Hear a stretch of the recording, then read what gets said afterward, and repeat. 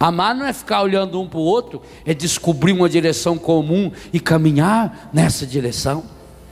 Jesus eleva o amor humano à condição de sacramento. É isso que afirma com todas as letras o Catecismo da Igreja Católica Apostólica Romana. O que tem escrito aqui sobre o matrimônio, vocês não vão encontrar em livro nenhum.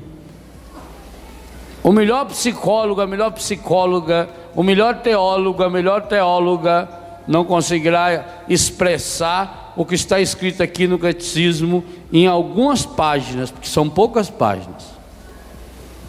Tudo que escreverem ainda não vão conseguir explicar o que está aqui, porque o catecismo se baseia exclusivamente na palavra.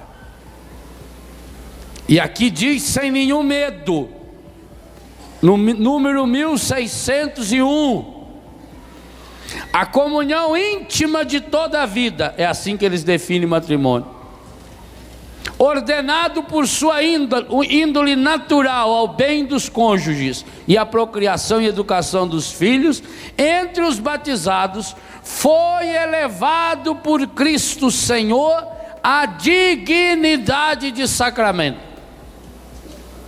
Não era, foi elevado por Cristo Senhor à dignidade de sacramento. E o que o catecismo entende por sacramento? Número 1127, 11 e 27. É o número que aparece do ladinho assim. Os sacramentos conferem a graça que significam. Eu falei isso ontem à noite. Eles são eficazes, porque neles é o próprio Cristo que opera. O Espírito Santo transforma em vida divina tudo que se submete ao seu poder. Segue-se daí que o sacramento não é realizado pela justiça do homem, que o dá ou que o recebe, mas pelo poder de Deus. Desde que um sacramento seja celebrado conforme a intenção da igreja, o poder de Cristo e do seu Espírito age nele e por ele. Preste atenção nessa frase. O Espírito de Cristo age nele e por ele, independentemente da santidade pessoal do ministro. Quem é o ministro do matrimônio? Quem? O marido e a mulher, o noivo e a noiva. Olha que absurdo que o catecismo está falando. Independentemente da santidade pessoal do ministro, não interessa se um homem é um safado, sem vergonha ou ordinário, e a mulher a mesma coisa. Interessa que na hora que eles receberam o sacramento, independente. No entanto, os frutos, aí já é outra história, dependem também das disposições de quem o recebe. A igreja afirma que, para os crentes, os sacramentos da nova aliança são necessários para a salvação. Portanto, o sacramento do matrimônio não é opcional na igreja, é necessário. É fé. Aonde que o catecismo vai basear-se essa certeza? Na palavra de Deus. O número seguinte do catecismo lembra que a Bíblia começa e termina falando do matrimônio. De todas as imagens que a Bíblia recorre para falar de Deus, a imagem mais frequente que está na primeira página da Bíblia, Gênesis 1, 26, e está na última página da Bíblia, Apocalipse 22, 17, é a união do homem e da mulher. E que coisa espetacular, hein? Tanto na Bíblia como nos documentos da igreja, o que vem primeiro é a unidade do casal. As grandes comparações de Deus na Bíblia não é com a missão que você, marido e mulher, tem de ser pai e mãe. As grandes comparações de Deus é com a missão que você tem de ser marido e de ser mulher. Até podia-se pensar que Deus iria usar essa linguagem muito linda do amor paterno, do amor materno, como Isaías vai falar no capítulo 49, pode uma mulher esquecer o filho que ela gerou? Pois se isso acontecesse, eu não me esqueceria de ti. Mas a grande imagem recorrente, e que o catecismo coloca logo no início aqui, número 1602, não é o amor paterno de marido e mulher, é o amor esponsal, é o amor físico, psíquico, afetivo e espiritual que une um homem e uma mulher, e que essa unidade é sacramento, portanto que contém Deus, que manifesta Deus, que expressa Deus. Que coisa linda também que o catecismo nos ensina. Já sabemos que independe da santidade do marido e da mulher, que o sacramento em si é uma força muito maior, e que essa é a visão do projeto original de Deus. Número seguinte do catecismo diz assim: a íntima comunidade de vida e amor conjugal foi fundada pelo Criador e dotadas de leis próprias. O próprio Deus é o autor do matrimônio, afirmação explícita do catecismo. A vocação para o matrimônio está inscrita na natureza do homem e da mulher. Portanto, a igreja só admite casamento, sacramento, homem com mulher, mulher com homem. Qualquer coisa fora disso, mesmo que as prefeitas por aí determinem, a igreja não acredita. Tais como saíram da mão do Criador. Afirmação categórica do catecismo da Igreja Católica: o matrimônio não é uma instituição puramente humana. Isso é muito forte. Vocês não estão juntos pura e simplesmente porque se escolheram. É uma instituição divina. E como é que conclui esse parágrafo do número 1603? A saúde, olha a gravidade disso aqui, a saúde da pessoa e da sociedade está estreitamente ligada a uma situação feliz da comunidade conjugal e familiar. Atenção, senhores padres, senhores bispos, senhores teólogos. O catecismo da Igreja Católica Apostólica Romana, que não fui eu quem o escrevi, eu só, como diz o mineiro, sublinhei embaixo do meu. Mineiro é bom por isso, ele sublinha embaixo.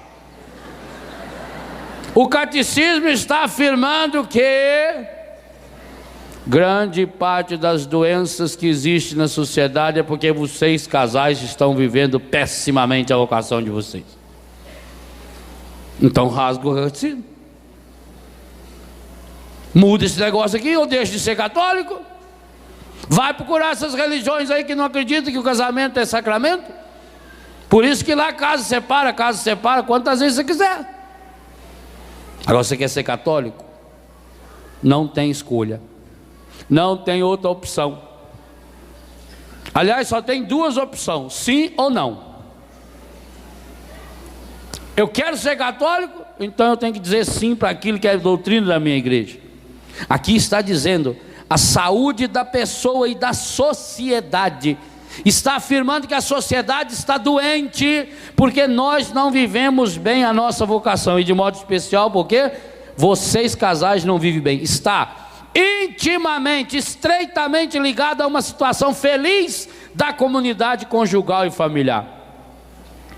Deus, que criou o homem por amor, também o chamou ao amor. vocação fundamental e inata de todo ser humano. O ser humano foi criado à imagem e semelhança de Deus, que é amor. Tendo-os Deus criado homem e mulher, o amor mútuo dos dois torna-se imagem do amor absoluto e indefectível com que Deus ama o homem. É bom, muito bom aos olhos do Criador. É este amor que Deus abençoa. Ele está destinado a ser fecundo. E termina a doutrina do primeiro ponto do catecismo sobre o matrimônio dizendo que o homem e a mulher tenham sido criados um para o outro, afirma a Sagrada Escritura.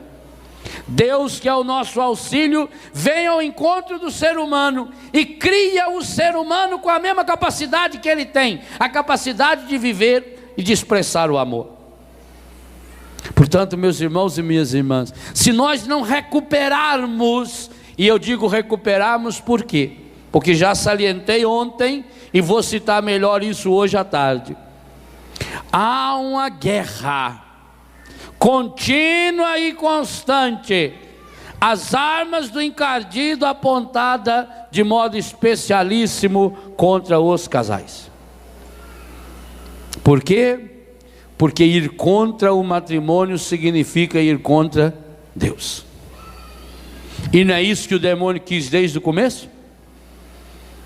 Por que logo em seguida a intervenção demoníaca na história humana, a primeira coisa que acontece é uma briga de casal na face da terra?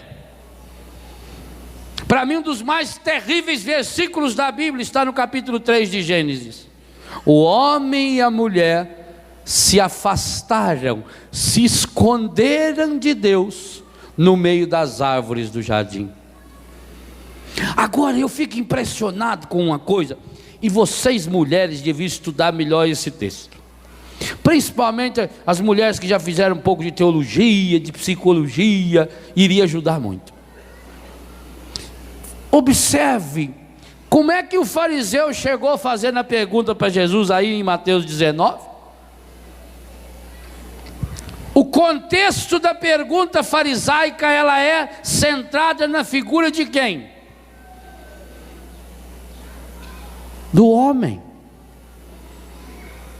O homem não quer uma mulher, ele pode então lhe dar uma carta de divórcio.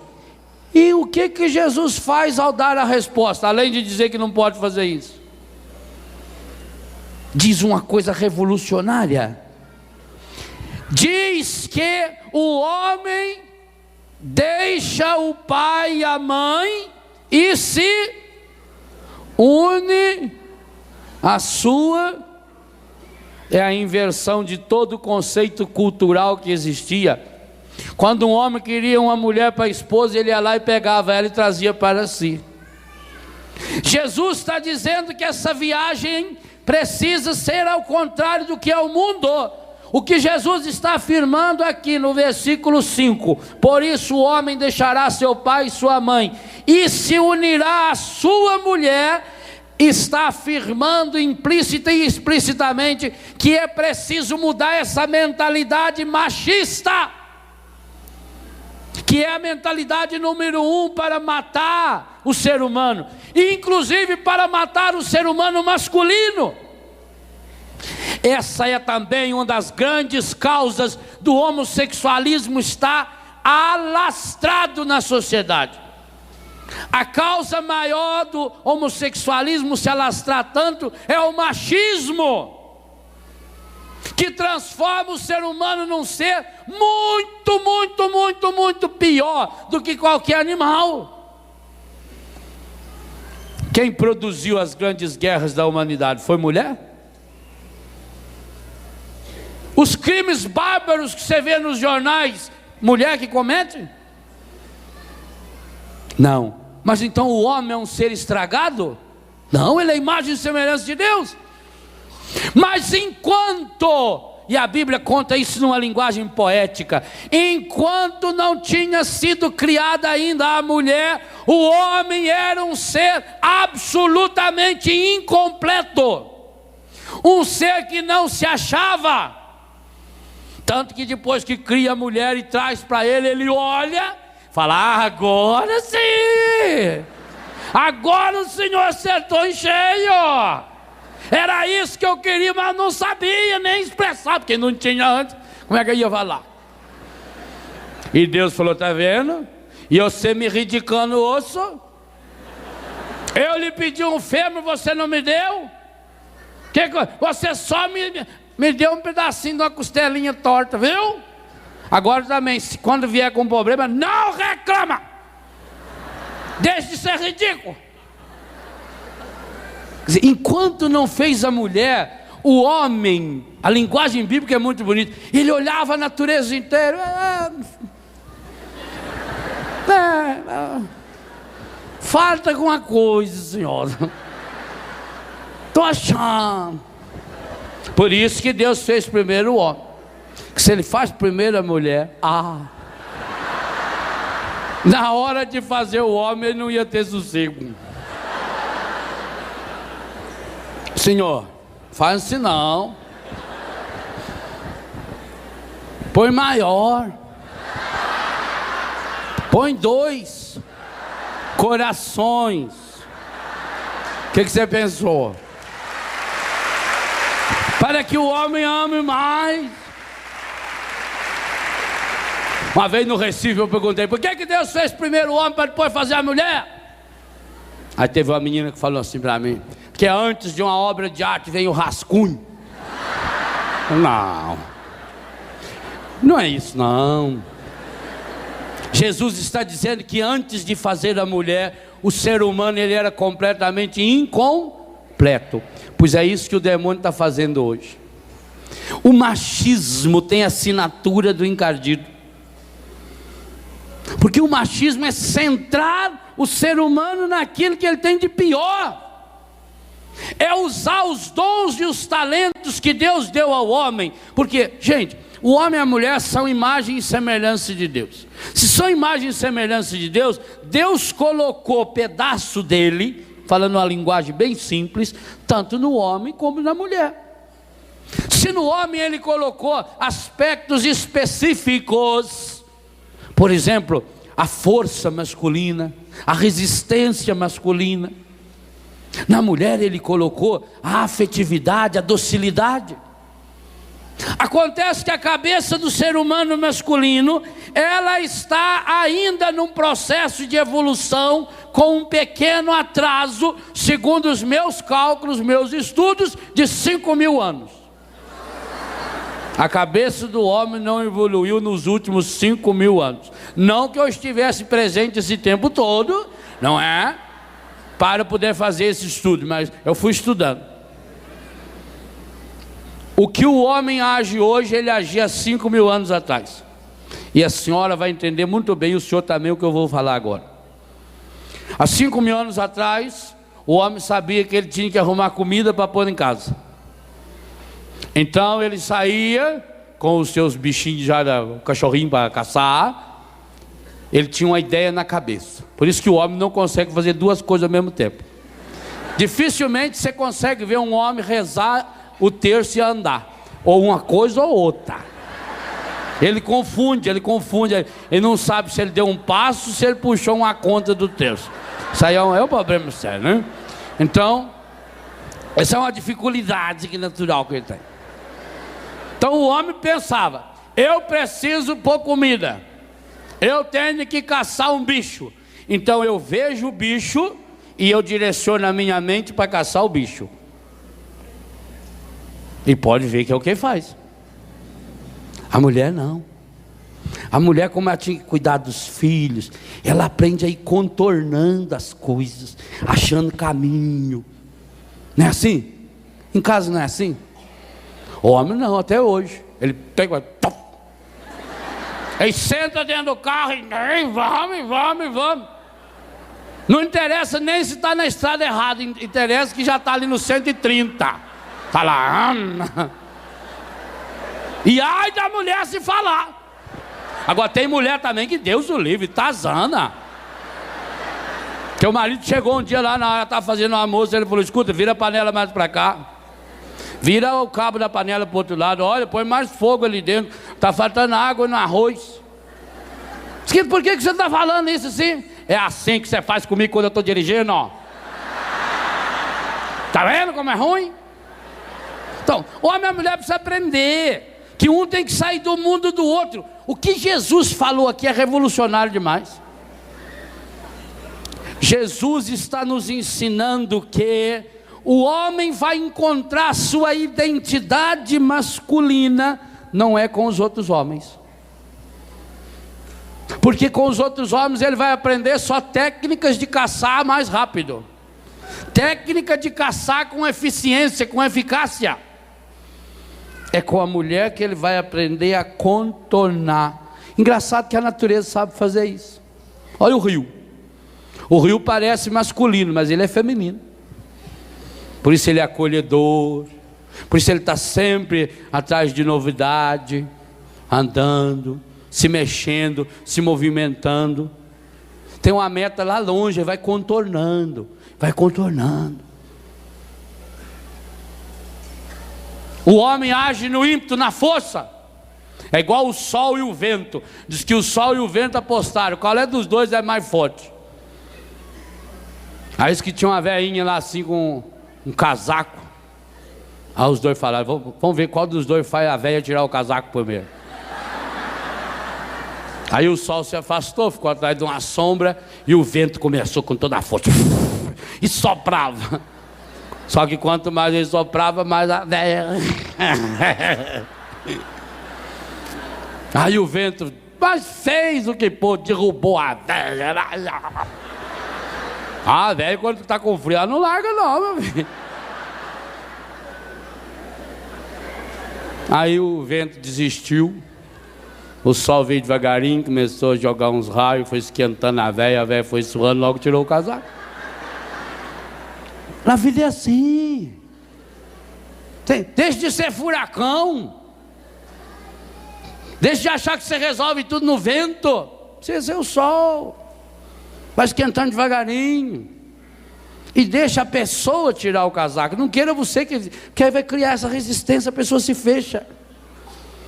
Jesus está dizendo que para entender o sacramento do matrimônio, o homem precisa sair do seu mundo. Por que fala o pai e a mãe? Porque nós aprendemos isso dentro de casa, e quantas vezes aprendemos errado. Homem que é homem não chora. Pai, quando nasce? Olha duas crianças lá, põe no berço, menino e menino. É igual. Menino e menina é igualzinho. Chora igual. Mas depois, quando o menino vai crescendo, o pai já começa a ensinar: não chora, você tem que caçar. Ó, enxerga lá. Põe a ideia na cabeça. Jesus está dizendo: homem, você tem que sair desse mundo. O homem deixará pai e mãe e se unirá à sua. Eu acho isso espetacular em Jesus. Jesus está dizendo que se vocês homens querem ser verdadeiramente homens, precisam deixar de ser macho. Precisa ir para o mundo da mulher. Macho é muito fácil ser. Isso é a coisa mais fácil que tem. Como é que você sabe se um passarinho é macho ou é fêmea? Só dá minhoca para ele comer.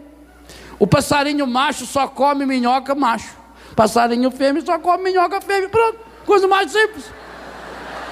Olha para a minhoca que ele está comendo. Se ele está comendo minhoca macho, já sabe que o passarinho é macho. Pronto, simples.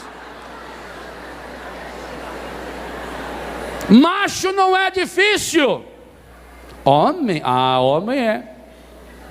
Foi por isso que o verbo de Deus se fez homem e habitou entre nós. O homem deixará o pai e a mãe, e se unirá à sua mulher. Olha, o protagonista aqui que sai é o homem que precisa entrar no mundo da mulher, para perceber essa docilidade, essa presença, o feminino em Deus. Por que será que num contexto machista, semítico que a Bíblia foi escrito, por que será que Deus se compara tanto à figura feminina, até mesmo da natureza? Deus se compara a uma galinha. Assim como a galinha recolhe os pintainhos embaixo das suas asas, eu queria recolher vocês. Gente, que linguagem absurda é essa que a Bíblia nos ensina? Mas é para mostrar, é para chacoalhar, é para fazer com que você comece a pensar aqui dentro da sua cabeça e descendo para o seu coração, que há algo que vai muito além. Que a saúde da nossa sociedade está nesse estado lastimoso que está, exatamente porque está machista demais. E porque está machista demais, está machucado demais. É preciso entrar no mundo do outro. E entrar no mundo do outro significa essa capacidade de flexibilidade. O enxergar a meta, mas descobrir que existem outras possibilidades. Exupéry já ensinava isso.